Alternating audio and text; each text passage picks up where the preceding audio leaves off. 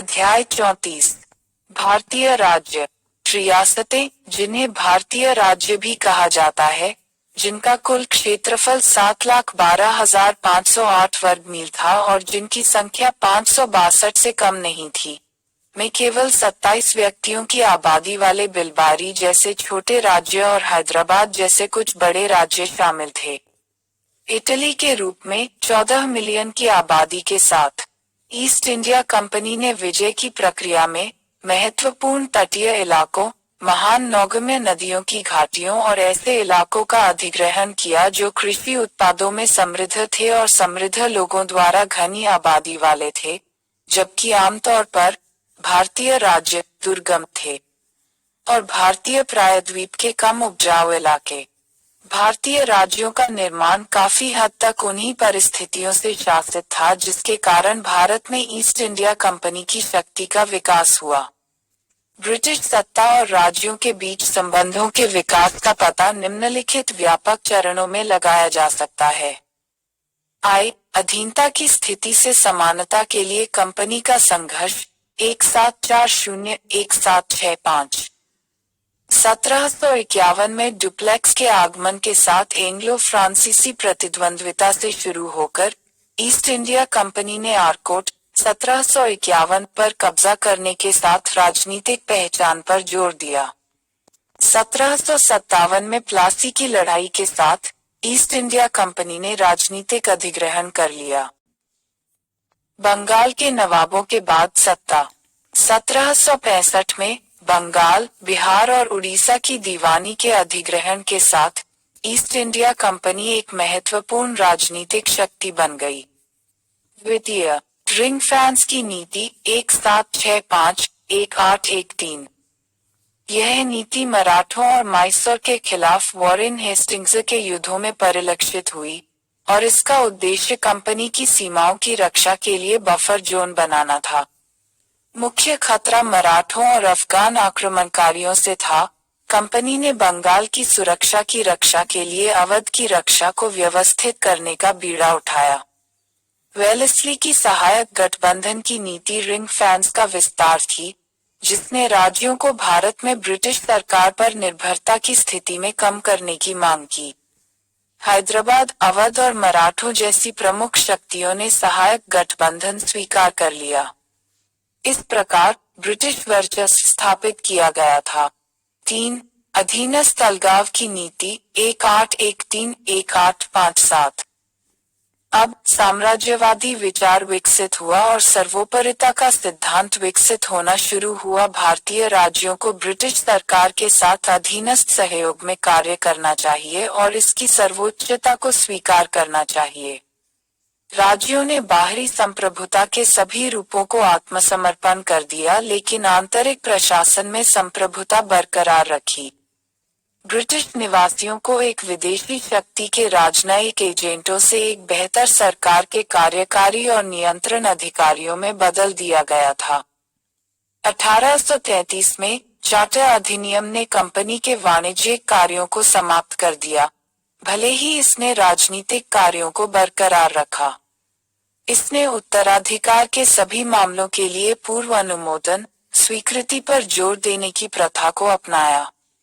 1834 में निदेशक मंडल ने जहां भी और जब भी संभव हो राज्यों को जोड़ने के लिए दिशा निर्देश जारी किए। विलय की इस नीति की परिणति डलहौजी द्वारा 8 राज्यों पर कब्जा करने के रूप में हुई, जिनमें कुछ बड़े राज्य जैसे सतारा और नागपुर शामिल थे। चतुर्थ, अधीनस्थ संघ की नीति 1857-1935। वर्ष 1858 में क्राउन द्वारा प्रत्यक्ष जिम्मेदारी ग्रहण की गई।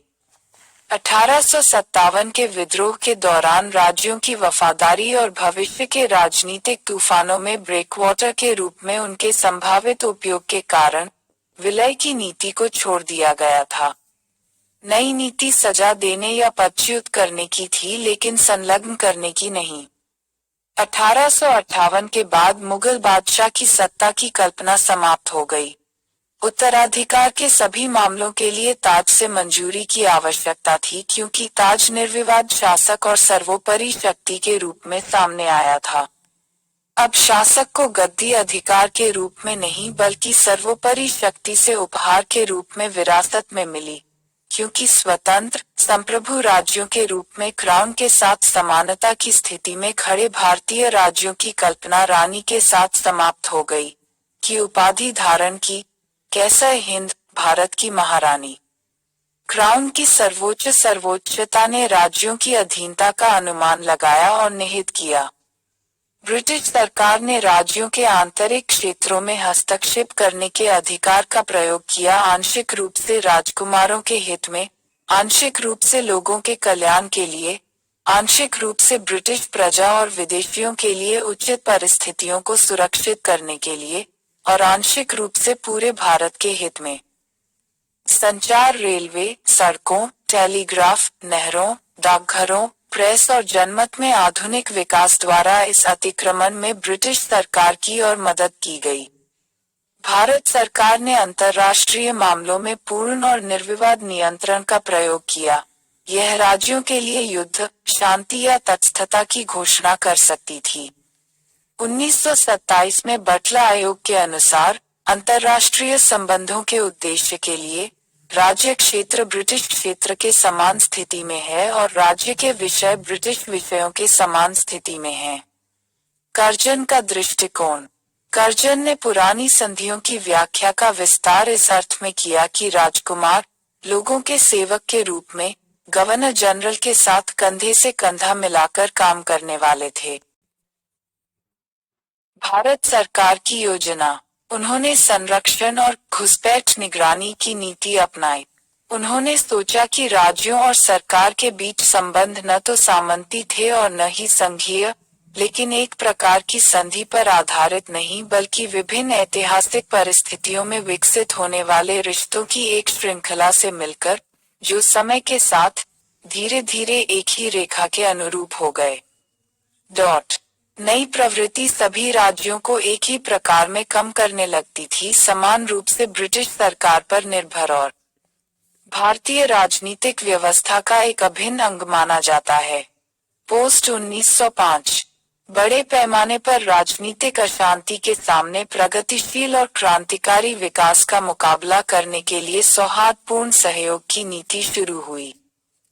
मोंटफोर्ड रिफॉर्म्स 1921 की सिफारिशों के अनुसार एक चैम्बर ऑफ प्रिंसेस नरेंद्र मंडल को एक सलाहकार और सलाहकार निकाय के रूप में स्थापित किया गया था, जिसे अलग अलग राज्यों के आंतरिक मामलों में कोई अधिकार नहीं था और मौजूदा अधिकारों से संबंधित मामलों पर चर्चा करने की कोई शक्ति नहीं थी।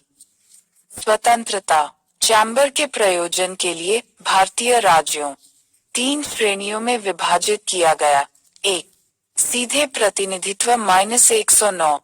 2. प्रतिनिधियों के माध्यम से प्रतिनिधित्व -127। 3. सामंती जोत या जागीर के रूप में मान्यता प्राप्त।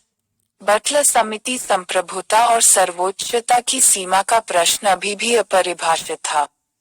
रियासतों और सरकार के बीच संबंधों की प्रकृति की जांच करने के लिए बटला समिति 1927 की स्थापना की गई थी। इसने निम्नलिखित सिफारिशें दी। 1. सर्वोपरि होना चाहिए, सर्वोच्च रहना चाहिए और अपने दायित्वों को पूरा करना चाहिए। समय की बदलती आवश्यकताओं और प्रगतिशील विकास के अनुसार खुद को अपनाना और परिभाषित करना चाहिए। राज्यों। 2. राज्यों की सहमति के बिना राज्यों को ब्रिटिश भारत में एक भारतीय सरकार को नहीं सौंपा जाना चाहिए, जो एक भारतीय विधायिका के लिए जिम्मेदार है। इस प्रकार सर्वोपरिता को अपरिभाषित छोड़ दिया गया था और इस हाइड्रा सिर वाले प्राणी को उपयोग क्राउन के विशेषाधिकार और राजकुमारों की निहित सहमति पर खिलाने के लिए छोड़ दिया गया था। समान संघ की नीति 1935, 1947, एक गैर शुरुआत।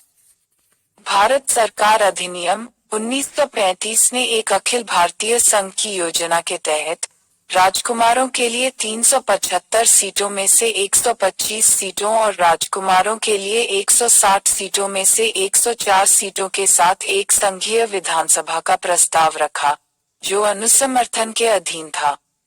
आधे से अधिक आबादी का प्रतिनिधित्व करने वाले राज्यों द्वारा और राज्यों की परिषद में आधे से अधिक सीटों के हकदार हैं। यह योजना कभी अस्तित्व में नहीं आई और द्वितीय विश्व युद्ध, सितंबर 1939 के फैलने के बाद इसे पूरी तरह से हटा दिया गया। एकीकरण और विलय।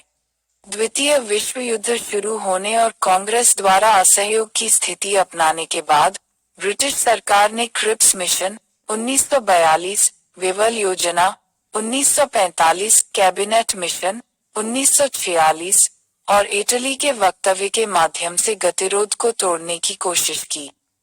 फरवरी 1947, क्रिप्स ने माना कि ब्रिटिश सरकार ने भारत में किसी अन्य पार्टी को क्राउन की सर्वोच्चता हस्तांतरित करने पर विचार नहीं किया था।